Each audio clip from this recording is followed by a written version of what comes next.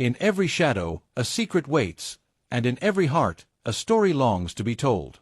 Welcome to the Africa you've never seen. In the heart of Africa, stories aren't told, they hunt you. The story begins in the quiet hills of Nsamika village, a place where the sun rose gently over red earth and the air smelled of fresh rain and firewood smoke. The people there still believed that a woman's worth was measured by the children she bore, and a man's pride was tied to the legacy of his seed. Simone was a man of stature and confidence, a man respected, feared, and admired all at once. He came from a long line of cattle owners, known for their wealth and their stubbornness. When he met Bianca, she was a soft-spoken girl from the next village. Her laughter was gentle, and her eyes carried a calmness that drew everyone to her.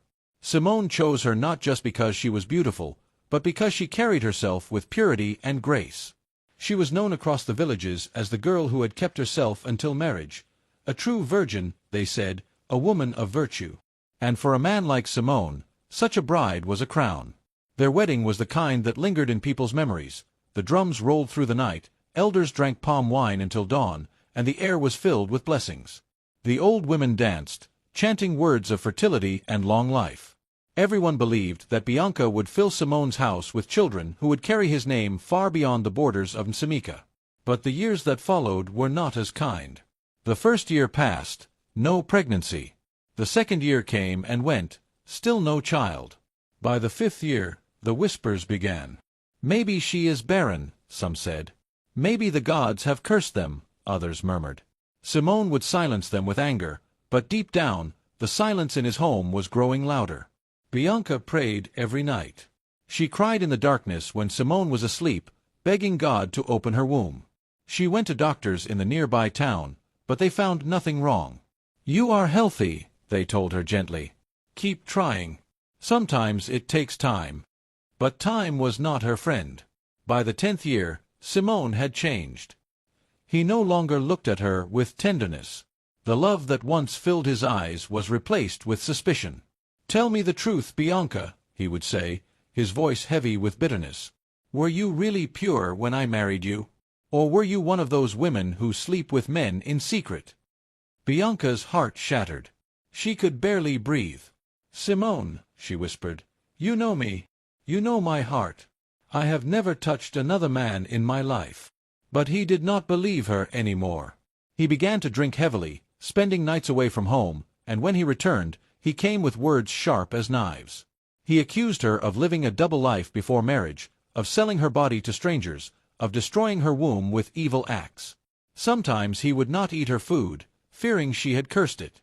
Other times he would sit by the fire, staring into the flames and muttering, "Maybe she is not even a woman. Maybe she is the reason my lineage will end." Bianca carried her pain in silence. In a society where a woman could never question her husband, she endured quietly. Her friends avoided her.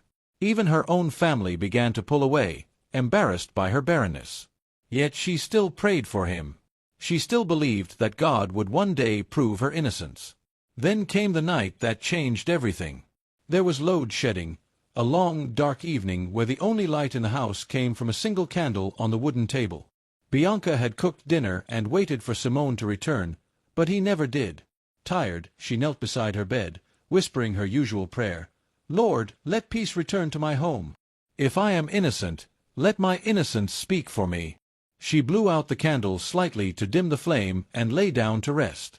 But outside the house, shadows moved quietly. Men she recognized by their footsteps, her husband, his two brothers, and his mother, Mama Adalai. They whispered among themselves, their plan already sealed in secret. Divorce was not an option. Shame was too heavy a price for Simone's family to bear. For them, the only way to silence the shame was through fire. "Let her death look like an accident," Mama Adalai had said earlier that day. "People will believe the candle fell. They will pity you instead of judging you." As Bianca drifted into sleep, they entered softly. A gourd of palm wine had made Simone brave enough to do what he would have feared sober. He poured a line of kerosene near the bed, and one of his brothers lit a match. The flames caught quickly, dancing through the room like a wild spirit. Bianca woke to the choking smoke, her screams piercing the night. "Simone! Simone!" she cried. "Help me!" But no help came. By morning, the house was gone, reduced to ash and silence. The villagers gathered in sorrow, mourning what they thought was a tragic accident. Simone wept publicly, falling to his knees, pretending to be the grieving widower. His family supported the story, and no one dared question it. The police investigated, but there was no proof, only a burned house and the remains of a woman too kind for her world. And so, life moved on. Months later, Simone remarried, a younger woman named Ebel, full of life and hope. The village whispered again, but this time with curiosity. Perhaps, they said, the new wife would bring him children. Perhaps the curse had died with Bianca. But fate has a way of revealing truth, no matter how long it hides. Because 1 year after the wedding, Ebel too could not conceive. 2 years passed, and still her womb remained silent. Unlike Bianca, however, Ebel was not a woman to suffer quietly. She demanded that they both go for medical testing. And when the results came, the truth tore through Simone's pride like a blade. It was him. He was the infertile one, all along. And as he sat there, his hands trembling, his mind drifted back to the night of the fire, to Bianca's screams, to her prayers, to her innocence that he had destroyed. And in that moment, Simone realized that the flames he had set that night did not just burn a woman. They burned his soul. The rains came early that year, heavy, unending, washing the dust from the hills of Nsimica and filling the rivers with restless murmurings. But for Simone, the sound of rain had become something else entirely. Each drop that hit the roof sounded like whispers, voices he couldn't quite make out but could feel deep in his bones. It had been nearly a year since Bianca's death. Simone's new wife, Ebel, had brought light and laughter into his house, or at least tried to. She cooked his favorite meals, cleaned every corner, and smiled through every disappointment. But no matter how much joy she tried to bring, the air inside that house remained heavy, like something unseen was always watching. Sometimes, when Simone came home late from the bar, he would hear footsteps in the corridor, slow, deliberate, almost dragging. Once, he swore he heard his name whispered in the darkness. Simone.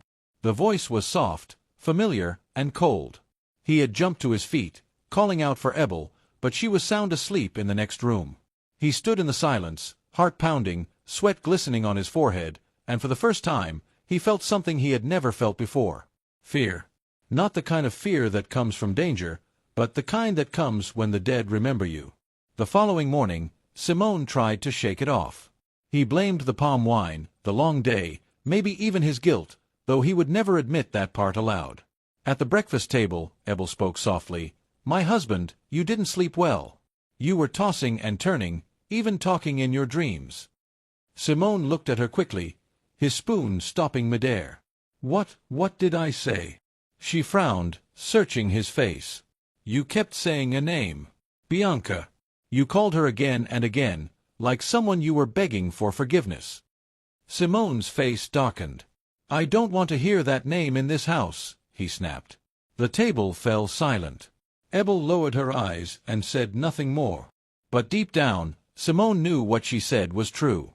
In his dreams, Bianca's face had started appearing, burnt, tear-streaked, yet calm. She never spoke, she only stared, her eyes filled with questions he could never answer. Each night the dream grew clearer. The room of fire. The smell of smoke. Her voice crying for help. And then one night, as the rain lashed against the windows, he saw her again, not in a dream this time. It was late. The village was asleep, and the candles in his house had burned low. Simone sat by the fire, staring into the flames, trying to chase away his thoughts.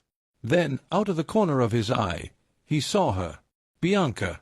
She was standing in the corner of the room, dressed in the same blue wrapper she used to wear when she was alive. Her face was calm, but her skin glowed faintly like smoke under moonlight. Simone froze. His mouth went dry. "No, it's not you," he whispered. "It can't be."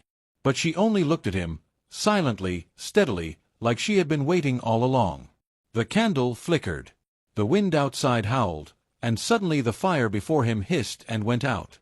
The room sank into darkness. Simone stumbled back, his voice trembling. "Leave me alone. You're dead." Then her voice came, clear as the night itself. "Am I dead, Simone? Or am I alive in the fire you started?" Simone fell to his knees. "Bianca, I didn't mean to." But the wind rose again, slamming the door shut. The air filled with the scent of smoke, the same smell from that night. The walls seemed to breathe, the shadows shifting with unseen life. Simone covered his face, trembling. When he opened his eyes again, she was gone. Only the faint crackle of dying embers remained. From that night, Simone was never the same. He began to avoid the house after sunset, preferring to sleep in his storehouse or stay drunk at the tavern until dawn. Ebel noticed the change, the dark circles under his eyes, the way he jumped at every noise. She tried to help him, but he pushed her away. "You won't understand," he told her one morning, his eyes red and distant. "There are things a woman should not ask about." But Ebel did understand more than he thought.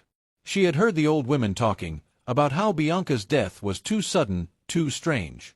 She had seen the way Mama Adelaide avoided her gaze whenever Bianca's name was mentioned. And the more she saw, the more she began to suspect that something in this house was terribly wrong. One night, unable to sleep, Ebel stepped outside to fetch water. The moon was full, casting silver light across the compound. As she approached the well, she noticed something unusual, the faint sound of humming. A woman's voice. Soft, sorrowful, familiar. Ebel froze. The sound was coming from the side of the house, near the patch of ground where the old home once stood before the fire. She stepped closer, her heart racing. There, beneath the mango tree, she saw her. A woman kneeling, her head bowed, hands folded as though in prayer. Her hair was long and black, but her body shimmered faintly like mist. Ebel wanted to run, but her feet wouldn't move. The woman slowly lifted her head, and when their eyes met, Ebel gasped. It was Bianca. Her eyes were gentle, but filled with sorrow. "He must confess," Bianca whispered. "Tell him, the fire never sleeps." And then, like smoke, she vanished into the air. Ebel fell to her knees, trembling. She looked toward the house, where Simone was snoring drunkenly, and tears filled her eyes. She knew now, something evil had been done, and it was crying out for truth. When dawn came, Ebel woke Simone, her voice shaking. "Husband, we must talk. I saw something last night." He frowned, half asleep. "Saw what?" "Bianca," she whispered. "She came to me." Simone froze. His face turned pale. "Stop. Don't say her name." "She spoke to me," Ebel continued, ignoring his warning. "She said the fire never sleeps." "What did she mean, Simone? What did you do?" Simone stood up sharply, his voice rising. "Enough. You will not bring curses into this house." But his hands were trembling, and his eyes darted toward the window as though he feared she was listening. Ebel stared at him, her heart pounding. "If you don't tell the truth, the spirits will. You can't bury what is already awake." And with that she walked away, leaving him standing alone, a man haunted not just by the ghost of his dead wife, but by the weight of his own sin. Outside, the wind began to rise again. Somewhere far away, thunder rumbled like the anger of the ancestors. And Simone knew, the haunting had only just begun. The rains persisted over in Samika village for weeks, turning the roads into thick red mud and washing away the faint traces of Bianca's old home. But no matter how much the earth drank the water, it could not wash away the fire that lingered in Simone's soul. Inside the house, Simone began to notice other things, small at first, almost imperceptible, but impossible to ignore. A cup of tea he had left on the counter would spill itself overnight. Footsteps echoed down empty hallways. And, most disturbingly, the faint smell of smoke would arise from nowhere, curling through the rooms like a living spirit. He tried to ignore it, telling himself it was his imagination, the guilt finally catching up with him. But the guilt had teeth, sharp and unyielding. Ebel had grown quiet as well. She could feel the heaviness in the house. One morning, she woke to find Simone standing in the hallway, staring blankly at the floor. The candlelight flickered across his face, revealing deep lines of worry and sleepless nights. "What is wrong with you?" she asked softly. He looked at her, his eyes hollow. "Do you hear them? The whispers at night?" Sometimes," Ebel admitted. "But it's not just whispers. Something is trying to tell us the truth."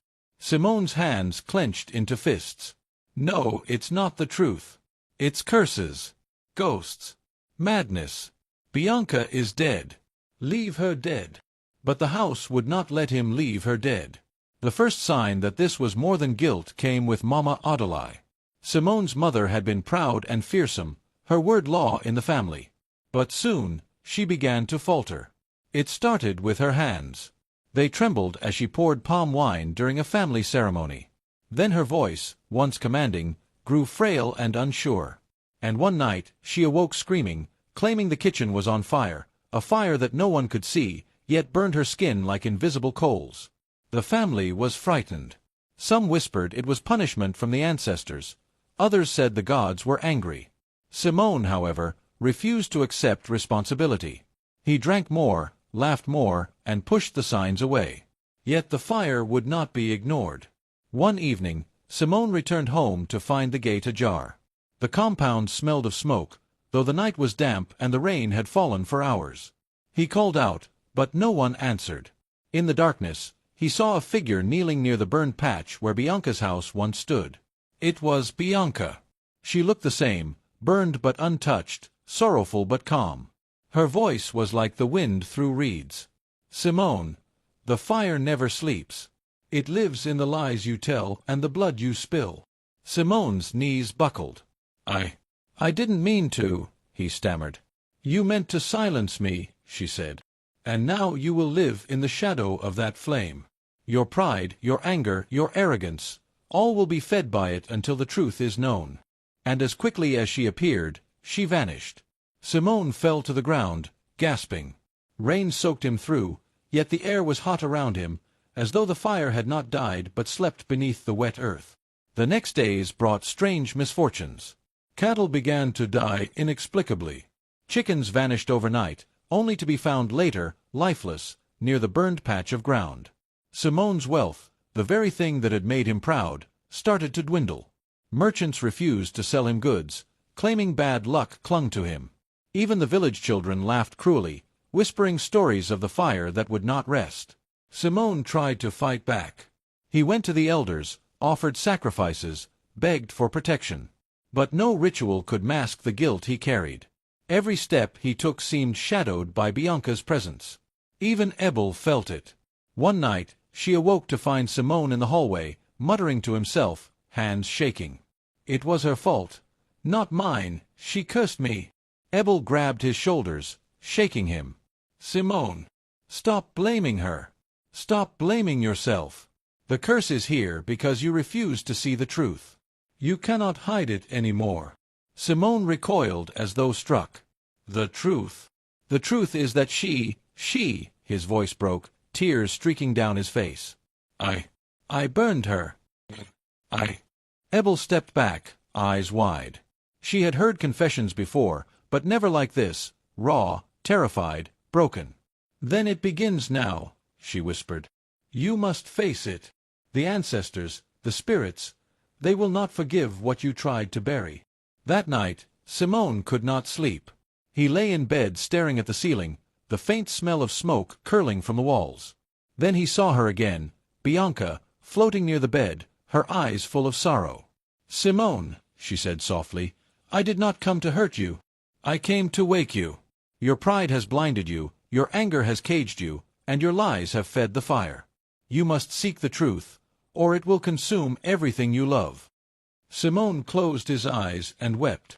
He could feel the weight of 20 years of impatience, accusation, and bitterness.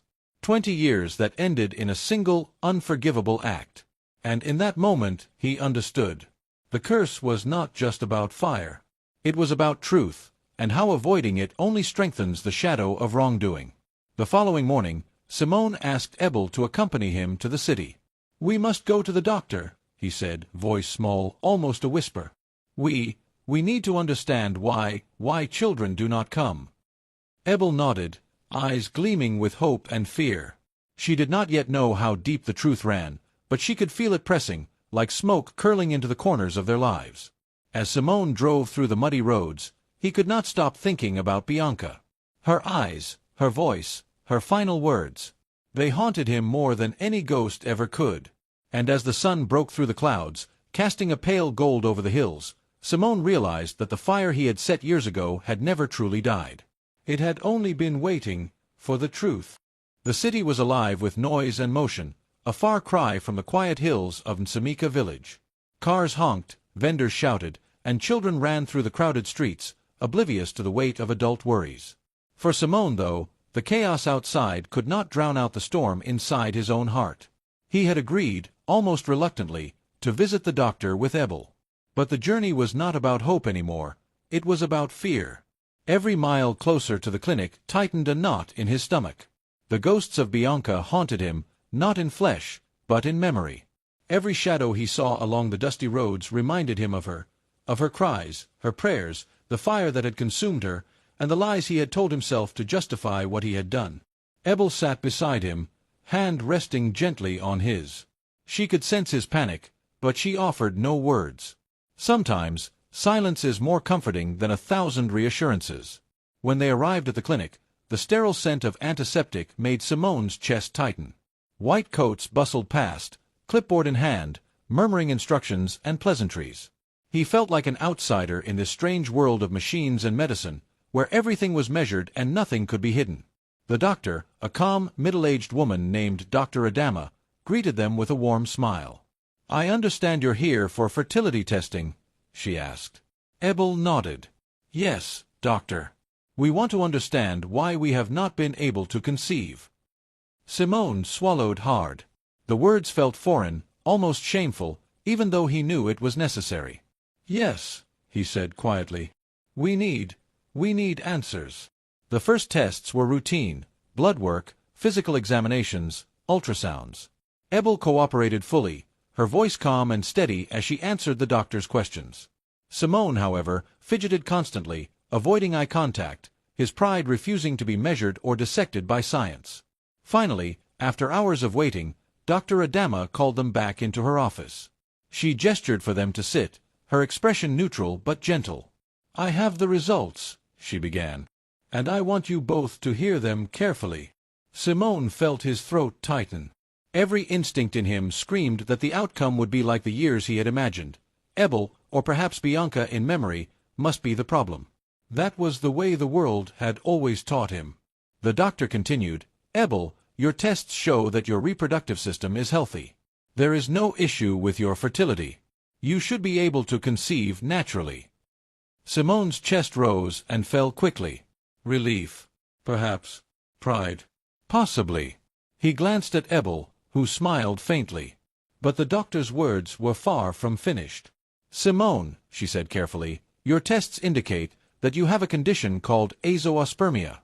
In simple terms, this means that your sperm count is effectively 0. Biologically, you are infertile. There is no natural way for you to conceive a child." For a long moment, the world seemed to stop for Simone. The bustling clinic, the chatter of nurses, the distant honking of cars, all of it faded into a deafening silence. No, it couldn't be. His mind reeled. "I am Simone. A man of strength, a man of lineage. How can this be me?" Ebel reached for his hand, holding it firmly. "Simone," she said softly, "you need to listen. This explains everything. The 20 years with Bianca, it was never her fault." Simone pulled his hand away, stumbling back, his face pale. "No, that's impossible. I never imagined. I am the cause." Dr. Adama nodded gently. "It's not your fault in a moral sense. Infertility is a medical condition. But it does explain why, despite 20 years of trying, you and your first wife could not conceive." Simone sank into the chair, gripping his head. Memories flooded him, Bianca's tears, the nights he had accused her of betrayal, the way he had whispered cruel words in the dark, the way he had planned her death in secret. And then the fire. The realization hit him like a hammer.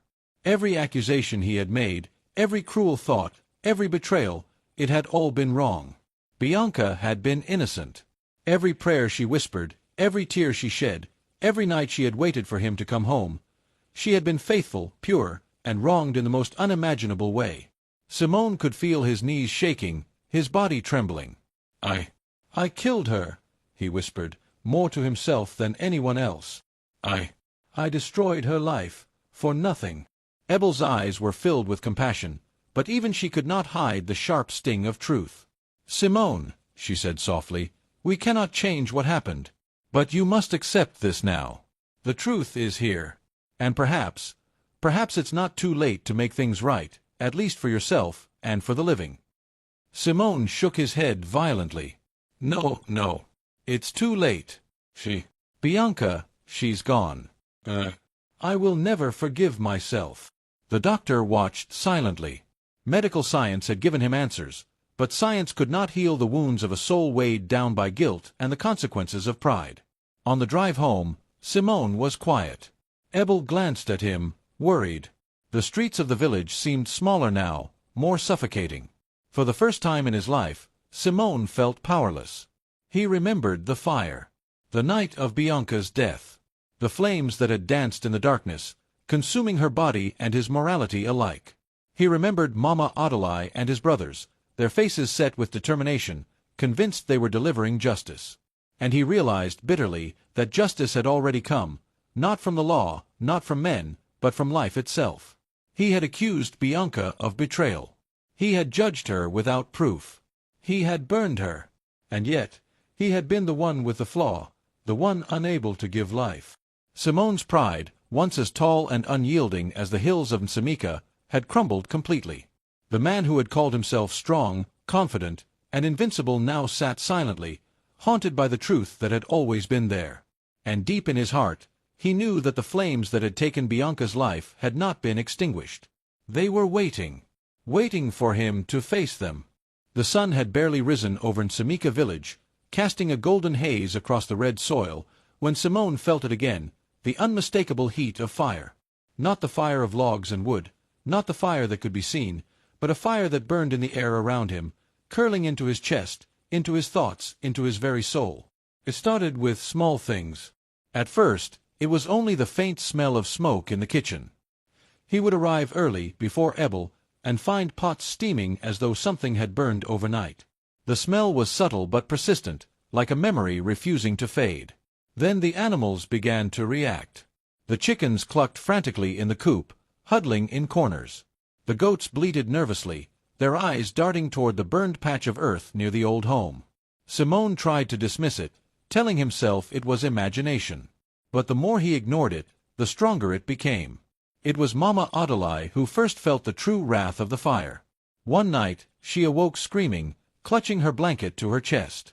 Flames danced across her bedroom walls, only they weren't real flames. The air was hot, stinging her skin, yet when Simone ran to her room with a bucket of water, nothing burned. "Mother! Mother! What is happening?" Simone shouted. Mama Adolai trembled, tears running down her face. "It is her. Bianca, she has returned.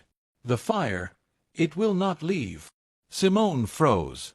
His mother's words cut into him deeper than any blade. He had thought the fire was gone, that he had silenced the past. But it had only waited.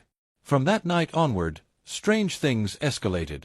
Doors slammed shut on their own, locking Simone out of rooms he had lived in for years. Windows rattled violently even when the wind was still.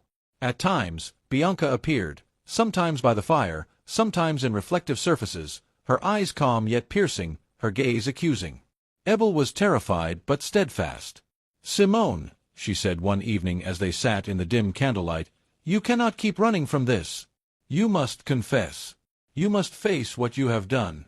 The fire is here because you refuse to speak the truth." Simone shook his head violently. "Confess? To whom? No one can help me now. It is too late. She is gone.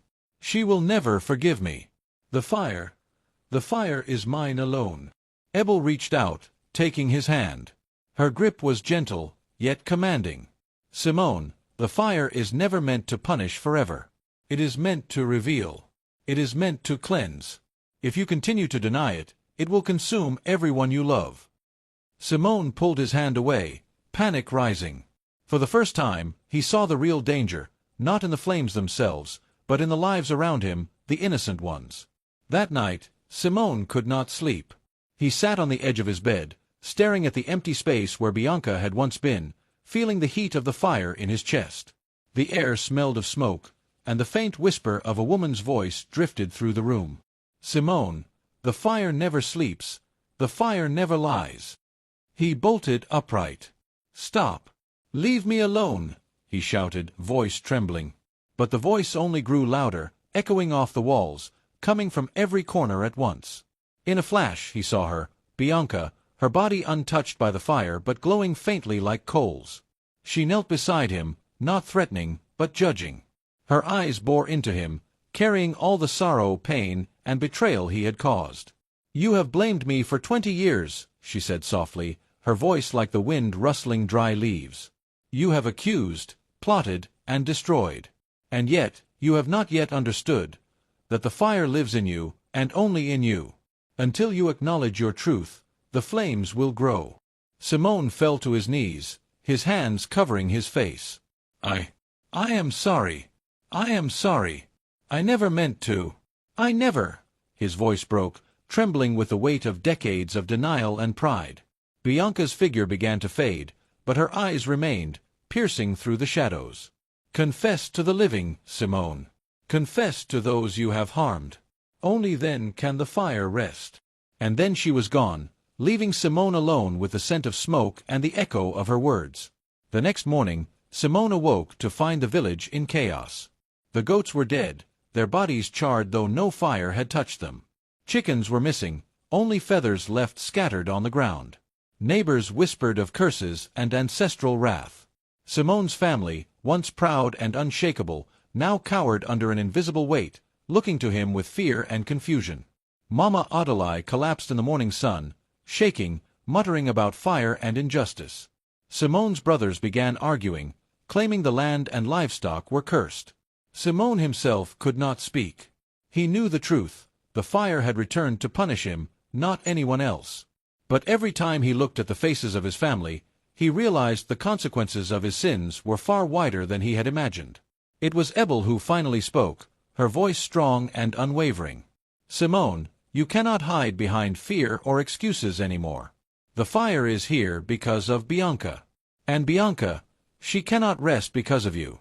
You must confess to the village. You must admit what you did. Only then can the curse begin to lift." Simone's pride rose, but it was weak, fragile, and trembling. His hands shook as he reached for the door. The fire, felt but unseen, curled around his body, urging him forward. It was not violent. It was not cruel. It demanded truth.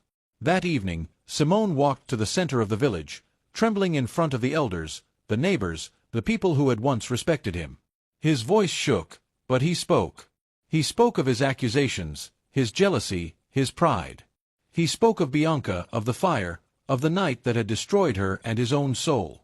The village listened in silence. Some cried. Some whispered in disbelief. Others shook their heads, unable to comprehend the depth of his sin. And somewhere, far away in the shadows, a faint wisp of smoke seemed to rise from the burned patch of earth, curling upward like a sigh of release. Simone fell to his knees, the weight of his confession finally lifting some of the fire from his chest. He knew the path to redemption was long, but for the first time, he felt the flames inside him begin to calm. And as the sun set over Nsemica village, Simone realized that the fire would never completely leave him. But if he lived honestly, confessed truthfully, and honored the memory of the woman he had wronged, perhaps it could guide him, rather than destroy him. The fire had returned, yes, but it had returned to teach, not to kill. The night after Simone confessed to the village, Nsemica was wrapped in a silence that felt alive. The air was heavy, pressing down like the weight of 1,000 unspoken stories. No one came near Simone's compound. Even the wind seemed to avoid his home. Inside, the flicker of a single candle threw trembling shadows across the mud walls. Mama Adelaide sat by the fire pit, staring at the ashes. Her eyes were hollow. Ebel moved quietly, her bare feet brushing the red earth. She dared not speak. The house felt like a shrine of guilt. Simone sat apart from them, his back to the wall, his head bowed. His confession had left him drained, not just of pride, but of something deeper. It was as though every lie he'd ever told had been burned from his tongue. But though he had spoken the truth, peace did not come. Not yet. At dawn, the elders gathered at the edge of the compound. Their faces were grave, their movements slow. They had come not to condemn, but to understand, for the kind of fire that had burned Bianca did not stay confined to one house. It spread, unseen, through generations. "Simone," said Chief Oakry, his voice deep as thunder, "you have spoken truth, and truth is heavy. The fire that took your wife was not only the fire of candles or flame, it was the fire of pride, of anger, of blindness. Such a fire does not die easily." Simone raised his eyes. "What can I do, Chief? I have confessed. I have cried. I have begged the dead to forgive me. Yet the fire still follows me." The chief sighed. "Because you have not yet made peace with the living." That afternoon, Mama Adelaide began to fall ill. Her skin burned with fever, and she muttered Bianca's name in her sleep. At first, Ebel tried to nurse her, wiping her forehead, feeding her broth, whispering prayers. But Mama Adelaide grew worse. "She is coming," the old woman murmured. "She stands by the door. I can see her. Bianca, she says she forgives me, but the earth will not." Simone knelt beside her, gripping her hand. "Mother, please. You will live. You will see me change." But Mama Adelaide's eyes rolled back, and she whispered, "The fire has come home." That night, she was gone. The following days were filled with mourning. The village women gathered, singing songs of passage, their voices trembling like wind through dry leaves. Simone stood apart, unable to join them. Ebel wept quietly, her heart breaking for both the dead and the living. During the burial, as they lowered Mama Adelaide into the red earth beside Bianca's unmarked grave, a sudden wind rose, scattering dust and leaves. The crowd gasped, for in that moment the air smelled faintly of smoke. Ebel's hand found Simone's. She squeezed gently. "She is at peace now," she whispered. Simone nodded weakly. "I pray so. I pray she forgives me too." But in his heart, he knew forgiveness was not something to be received. It was something to be lived. In the nights that followed, the hauntings ceased. There were no more whispers, no flickering shadows, no smell of smoke. For the first time in years, Simone's sleep was unbroken. But peace did not feel like a gift. It felt like silence after a storm, uneasy, fragile, waiting for something more. Ebel often found him outside at dawn, staring toward the horizon. "Simone," she said one morning, her voice soft but firm, "you cannot stay in the ashes forever. Bianca's death, your mother's passing, these things cannot be undone. But what you do next will decide if their pain meant nothing or if it will bring healing." Simone turned to her. "And what would healing look like for a man like me?" Ebel smiled faintly. "It looks like rebuilding what you destroyed. It looks like truth being passed to others before pride can take another soul." Her words lingered like prophecy. Weeks passed, and Simone began to act. He sought out the families he had wronged, neighbors he had once accused of gossip, friends he had pushed away, even the brother who had conspired with him the night Bianca died. He apologized to each one, not with rehearsed words, but with trembling sincerity. Some spat on the ground in anger. Others turned their faces away. But a few looked into his eyes and saw the fire that had burned him clean. Slowly, the whispers in the village changed. People no longer called Simone the man of ashes, but the man who spoke truth. One evening, as the sun melted into the horizon, Simone walked to the burned patch of land, the same spot where Bianca's life had ended 20 years before.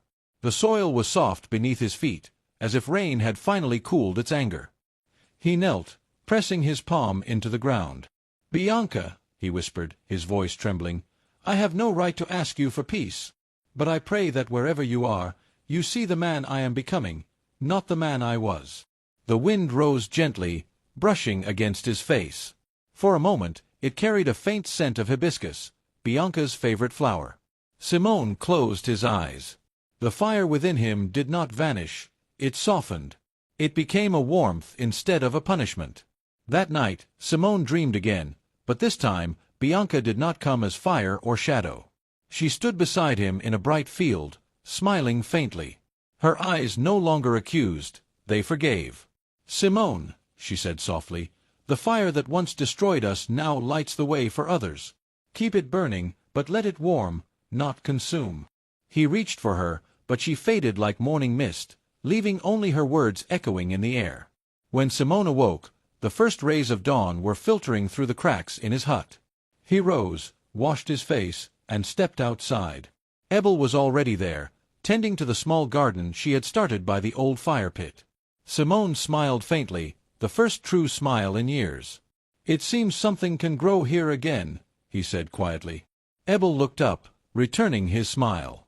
"Even from ashes, Simone. Especially from ashes." The two stood there in silence, watching the sun rise over Nsamika village, a new day for them both, for the land, and for the souls who had burned so that truth could finally be born from the fire. The seasons began to change slowly in Nsamika village. The air was gentler, and for the first time in years, the rain came without storm or thunder. It was as if the heavens themselves had taken a long sigh of relief. The villagers noticed it. The crops began to grow taller, the soil richer.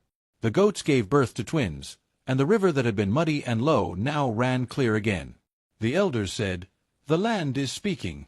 And in every whisper of wind through the palm trees, every crackle of firewood at night, it seemed as though the land indeed had a voice, calm, strong, and forgiving.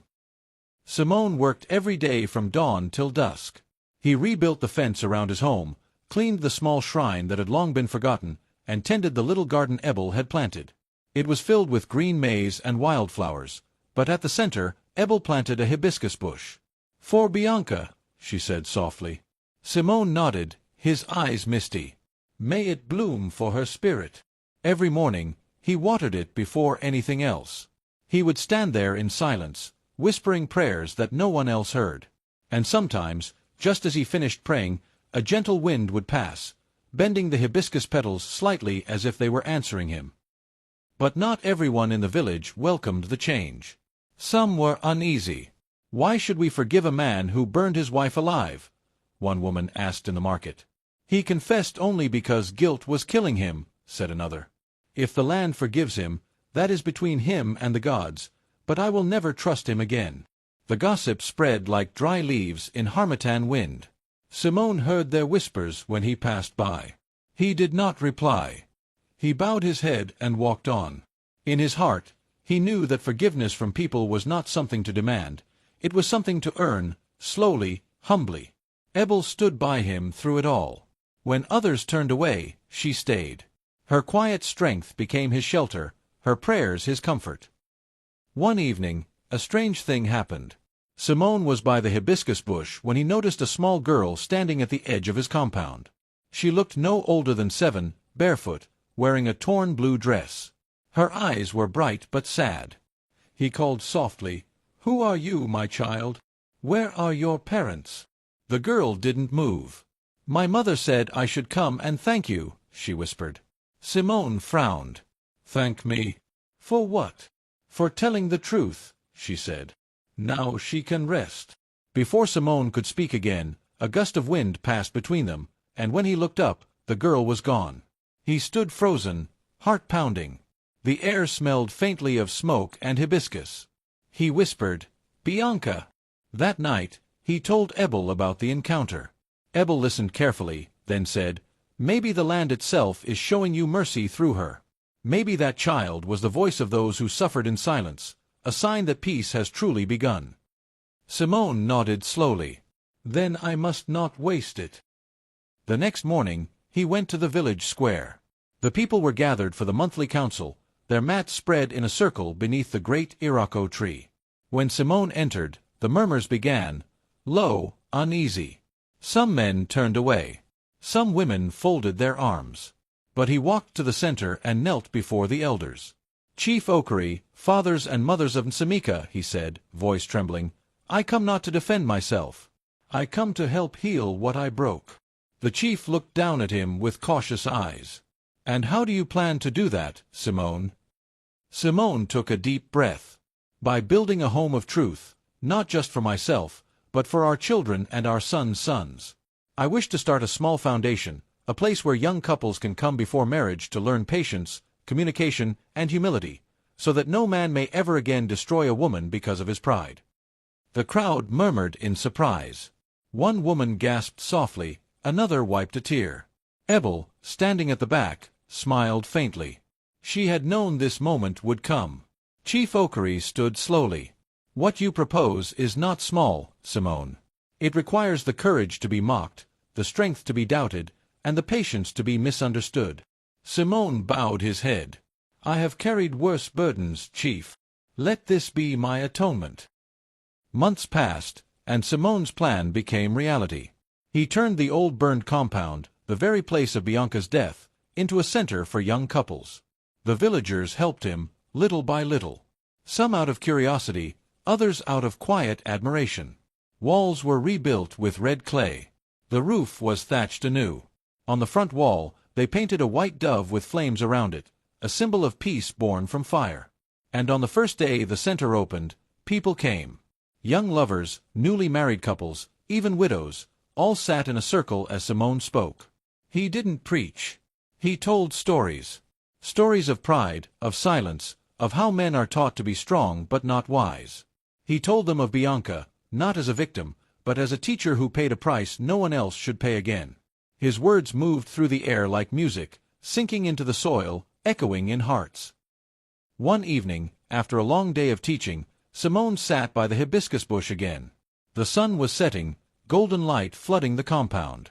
He whispered, Bianca, it is done. From your ashes, something has grown. The bush swayed gently, and one bright red petal fell into his palm. He smiled, tears in his eyes. Ebel came to stand beside him. You did it, Simone, she said softly. You turned pain into purpose. Simone looked up at the sky, glowing with the last light of day. No, he said, voice steady. We did it. You, me, and her. Ebel smiled. Then may the land remember us kindly. They stood there together, the air filled with the hum of crickets, the smell of earth and flowers, the sound of peace, real peace, returning to Nsimika. As the night fell, the moon rose high over the village. And somewhere, beyond the veil of life, Bianca's spirit smiled, no longer in pain, no longer in anger, but in eternal rest. The land had spoken, and its voice was forgiveness. Years had passed since the land of Nsimika found peace again. The hibiscus bush that Simone and Ebel planted now stood tall and proud, its red flowers blooming all year round. Children played around it, laughing as they chased each other, their feet kicking up the red dust of a once cursed ground. The center Simone built had become a place of learning, not of books, but of hearts. Couples came from neighboring villages to hear the man who turned fire into forgiveness. They called him Papan Kem, meaning father of mine, because his words felt personal, like he was speaking directly to their wounds. Ebel worked beside him, guiding the women with grace and wisdom. She often said, marriage is not about who is right or wrong, but about who is willing to make peace first. Her smile carried calm, her words carried healing. But one day, peace was tested again. Among the new couples who joined their teaching sessions was Chima and Gozi, both barely in their late 20s. Chima was strong and ambitious, a young man who dreamed of being respected like Simone. Ngozi was gentle but firm, a woman whose faith was her strength. They had been married for 3 years without a child. And though at first they prayed together, as months turned into years, prayers turned into silence. Chima began to avoid his wife's gaze. Ngozi, meanwhile, hid her tears behind her chores. At the weekly gathering, Simone noticed their distance. He watched the way Chima's hand always stayed clenched, the way Ngozi's smile never reached her eyes. After the session, Simone called Chima aside. "My son," he began softly, "your heart seems heavier than your words. What troubles your home?" Chima hesitated, jaw tightening. "Papan Kem, it is not a thing I can speak of easily. But people are talking. They say a man who cannot give his wife a child is cursed. They say perhaps I made a mistake marrying her." Simone's eyes darkened, memories stirring like smoke. "Have you gone for a test?" he asked. Chima frowned. "A test? You mean me?" "Yes, you, my son." Chima laughed bitterly. "Ah, Papan Kem, I am a man. My father had 6 children, my brothers have 10 between them. The fault cannot be mine." Simone took a deep breath. "That is what I once said too." That night, Chima lay awake, his mind spinning. He looked at Ngozi's sleeping face, peaceful, beautiful, faithful. A pang of guilt pierced his chest. He knew she suffered silently from his coldness. The next morning, without a word, Ngozi went to the clinic alone. She wanted to be sure it wasn't her fault. But after several tests, the nurse smiled kindly and said, "My dear, there is nothing wrong with you." Ngozi returned home in silence. She didn't know how to tell her husband that the problem might not be hers. She feared his pride more than his anger. That evening, Chima saw her sitting quietly by the door, holding the clinic's envelope. He snatched it from her hand and read it quickly. His face turned pale. "So, you mean to say I'm the problem now?" he shouted. Ngozi flinched. "I didn't say that, Chima. I only—" "Enough!" he roared. "You went behind my back to shame me before the world. You want to make me the laughingstock of men."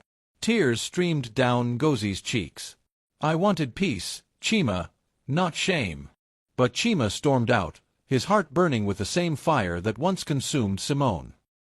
When Ebel heard the shouting, she went to Ngozi's hut. She found the young woman trembling, her eyes red from crying. Without a word, Ebel held her close until the sobs quieted. "My child," Ebel said gently, "sometimes men's pain hides behind their pride. But pride, if left alone, will eat love like termites eat wood." Ngozi nodded weakly. "I don't know what to do. I love him, but he sees me as his enemy." Ebel sighed. "Then let love be your weapon, not your wound."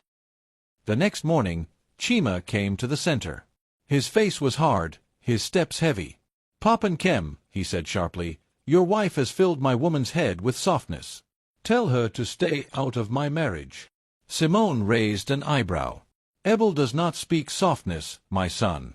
She speaks truth. And truth only hurts when it touches the wound." Chima glared. "You don't understand." "Oh, I do," Simone interrupted, his tone calm but cutting. "I once burned a woman who only ever wanted peace with me. I once believed that being a man meant never being questioned. Do you want to walk my path, Chima? Do you want to lose everything, only to discover that the problem was inside you all along?" Chima froze. His anger melted into confusion, then shame. You were like me." "I was worse," Simone whispered. "And I live every day to make it right." Silence stretched between them. The only sound was the rustle of wind through the hibiscus bush. Simone stepped forward and placed a hand on Chima's shoulder. "Go. Take your wife's hand. Walk together into truth. Do not let pride steal what love built."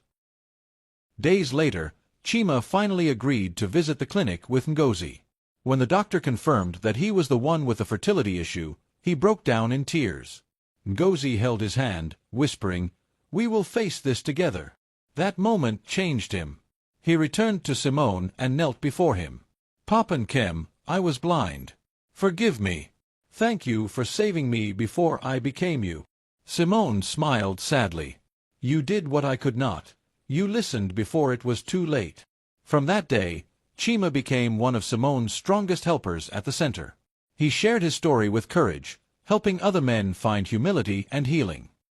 One afternoon, Simone sat with Ebel as children from the village played near the hibiscus bush.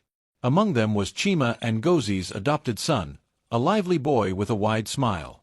Simone watched the child chase butterflies and said softly, "He looks like hope, doesn't he?" Ebel smiled. "Hope often wears the face of the next generation." Simone nodded. "Then let them be called the children of the fire, born not from ashes of destruction, but from the flames of truth." As the sun dipped below the hills, the air shimmered golden. The hibiscus flowers swayed gently, their red petals glowing like embers of life renewed. The curse had turned into a lesson. The fire that once destroyed had now become a light, guiding those who came after, so that love would no longer burn, but shine. Morning mist still hung over Nsamika when a stranger walked into the village. He was tall, his shoulders broad, but his eyes carried a softness that didn't belong to a warrior. He wore a faded brown shirt and carried a small leather bag. When people asked who he was, he simply said, "I am looking for Papan Kem." Word reached Simone before noon. He stepped out of the training hut, wiping clay dust from his hands. When he saw the young man approaching, something in his chest tightened, an echo he could not name. "Papan Kem?" the stranger asked, bowing respectfully. "I am he. What brings you?" The young man looked up. His eyes, deep, amber-brown, were Bianca's eyes. Simone staggered back. The world around him blurred for a heartbeat. Who are you?" "My name is Kenechukwu," the stranger said. "My mother was called Bianca." The crowd that had gathered fell silent. Even the birds seemed to hold their breath. Simone's knees weakened. He gripped the doorway to steady himself. "That is not possible. Bianca had no child." Kenechukwu nodded slowly. "She did. Before she married you." Gasps rippled through the villagers. Ebel came running from the garden, her face pale. "My mother was young," Kenechukwu continued, his voice trembling.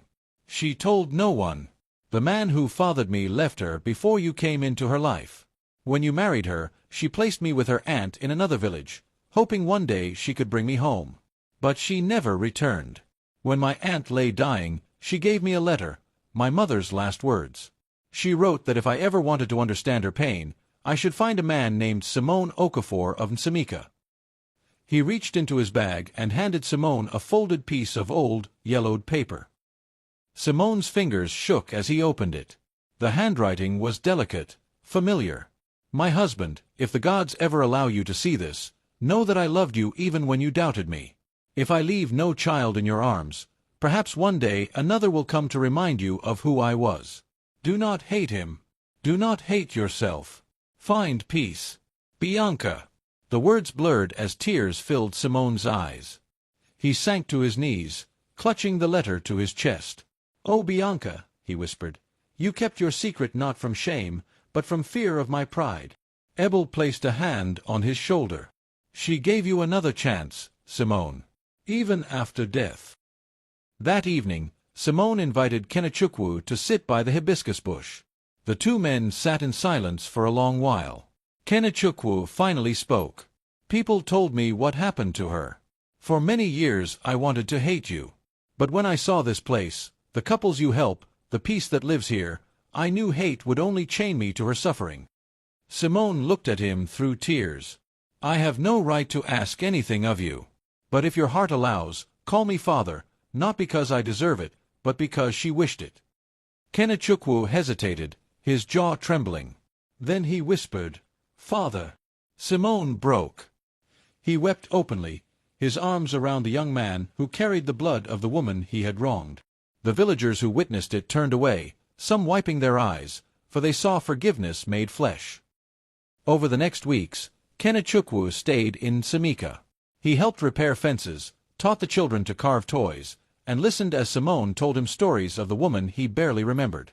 "She loved hibiscus," Simone said one morning. Said the red reminded her that love without sacrifice is only decoration. Kenechukwu smiled. "Then her spirit must be pleased. This whole compound is blooming." Simone chuckled softly. "She must be. And she must be laughing at me too." But not all hearts accepted the reunion. Some of the older villagers whispered, "So Bianca had a child after all. Perhaps her womb was not barren. Perhaps the gods punished Simone for killing an innocent woman." When Simone heard this, he did not defend himself. Instead, he gathered everyone beneath the Irako tree. "My people," he said, "do not speak as if this revelation shames me more than my own deeds already have. If Bianca bore a child, then let her memory rise higher. Her innocence shines brighter now than ever." He turned to Kenechukwu. "You are not the proof of my guilt. You are the gift of her mercy." The crowd fell silent. For the first time, Simone's voice carried no pain, only truth. That night, as moonlight spilled over the compound, Simone sat alone by the hibiscus bush. Kenechukwu found him there, gazing at the flowers. "She forgave you long before you forgave yourself," the young man said. Simone nodded slowly. "And now I must learn to forgive the man I once was." He lifted his face to the moon. "Bianca, our story has ended in light. May the fire that once destroyed us now guide every broken soul that walks this land." The wind stirred. A single hibiscus petal drifted down and settled on Kenechukwa's shoulder. They both smiled. Months later, Simone announced that he would retire from teaching. "The center belongs to the next generation," he told the villagers. "Let Kenechukwu continue the work. He carries the flame, but he will burn no one with it." On the day of the handover, the villagers gathered again under the iroko tree. Chima and Gozi, the young couple once healed by Simone's guidance, stood beside him. Children sang, their voices bright as dawn. Simone looked over them all, faces of those he had hurt, helped, and healed. "You have taught me," he said, "that forgiveness is not the end of a story. It is the beginning of a new one." He placed the old letter in Kenechukwa's hand. "Keep this. Let it remind you that truth and mercy can live in the same heart." Kenechukwu bowed deeply. "I will, Father." That night, after the celebration ended, Simone and Ebel sat outside watching the stars. Ebel rested her head on his shoulder. "Your journey has come full circle," she whispered. Simone smiled faintly. "Yes. The land no longer groans beneath my footsteps. I can feel it breathing again." He closed his eyes, hearing the laughter of children echoing across the fields, the rustle of hibiscus leaves, the steady rhythm of life continuing. Somewhere, deep within the night, the voice of Bianca seemed to whisper, "Well done, my love. You have finally come home." Simone exhaled softly, peace filling every corner of his soul.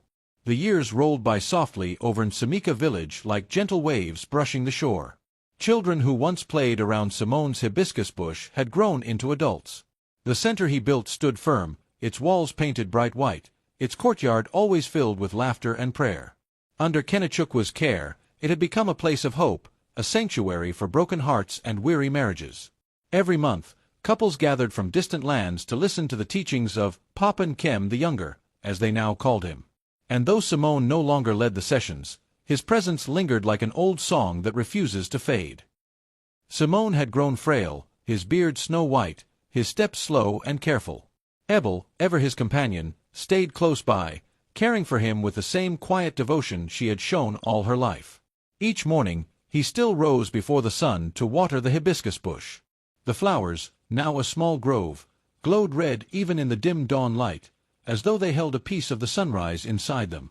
One morning, as he bent to touch the soil, he whispered, "Bianca, do you see it? The land is alive again. Your pain was not in vain." Ebel heard him and smiled gently. "You speak to her as if she still stands beside you." Simone smiled faintly. "She does. In every drop of rain, in every breeze that touches this earth. The dead never leave, Ebel. They just learn a new way to stay." That evening, the sky burned orange and purple. Simone sat on the old wooden bench beside Ebel, watching the sun melt into the horizon. Kenechukwu approached quietly and sat by his side. "Father," he said softly, "tomorrow marks 20 years since you opened the center. We want to hold a small gathering to honor you." Simone chuckled weakly. "Ah, my son, you wish to honor an old man who once dishonored love?" Kenechukwu shook his head. "No, Father. We wish to honor the man who taught us that love can rise from ashes." Simone smiled, his eyes glistening. "Then let it not be my honor, but hers, for without Bianca's forgiveness, none of this would exist." That night, Simone could not sleep. The air was thick with memory. He sat by the window, listening to the crickets. The moonlight spilled into the room like silver water. He felt a warmth rise in his chest, not pain, not fever, but something familiar. He closed his eyes and whispered, "Bianca, if you are near, I am ready." And then he saw her, not in flame, not in shadow, but in light, soft and radiant. She stood before him, smiling, wearing the same white wrapper she wore the day they married. "Simone," she said gently, "you have done well. You turned the fire that killed me into the flame that healed many." Tears filled his eyes. "I am sorry for everything, Bianca." She stepped closer, her voice like music. "You have already been forgiven. Now it is time to rest." He reached out, his trembling hand passing through her like mist. But he felt peace in that touch, deep, pure, and eternal. "Then take me home," he whispered. At dawn, Ebel found him seated by the window, his face calm, his hands resting in his lap. He looked as though he had fallen asleep mid-prayer. Beside him, a single hibiscus petal lay on the windowsill, crimson against the pale light of morning. Ebel called out softly, but he did not answer. She knelt before him, tears sliding down her face, and whispered, "Rest well, my husband. The fire has gone out, but the light remains." The entire village mourned. Men, women, and children gathered in the courtyard of the center. The air was filled with song, not of sorrow, but of gratitude. Kenechukwu stood before the people, his voice steady though his heart trembled. "Papan Kem has gone to meet the woman whose love built this place. Let us not cry as though he is lost. He has only gone to tend the fire in another world." The villagers nodded, wiping their tears. They buried Simone beside Bianca, under the hibiscus grove that had grown from the ashes of her death. As the last handful of earth was dropped on his grave, the wind rose suddenly, warm and fragrant, scattering red petals into the sky. The people gasped, and Ebel smiled faintly. "The land remembers," she whispered. "It is their blessing." Years later, the tale of Simone and Bianca became a living legend, told by storytellers under the stars, sung in lullabies to children, whispered by lovers who had quarreled. They called it the Flame of Innocence. The elders would say, "If ever you walk through Nsamika and feel the scent of hibiscus on a windless day, it means Papan Kem and his wife are near, watching, blessing, reminding us that no heart is too dark to find light again." The center continued to flourish. Ebel lived long enough to see generations learn from Simone's teachings. And when she, too, was laid to rest beside them, the villagers planted another hibiscus tree at her grave, red and white petals intertwined. Today, if you stand by the edge of Nsamika at sunset, you can still see the three trees swaying together. One for Simone, one for Bianca, and one for Ebel. Their roots share the same earth, their branches whispering the same eternal song. And if you listen closely, you can almost hear Simone's voice carried by the wind, gentle and sure. "Do not let pride turn your love to ash. Let truth burn, but let it warm. For even from fire, something beautiful can grow." The last flame had not died, it had become the light that guided a generation.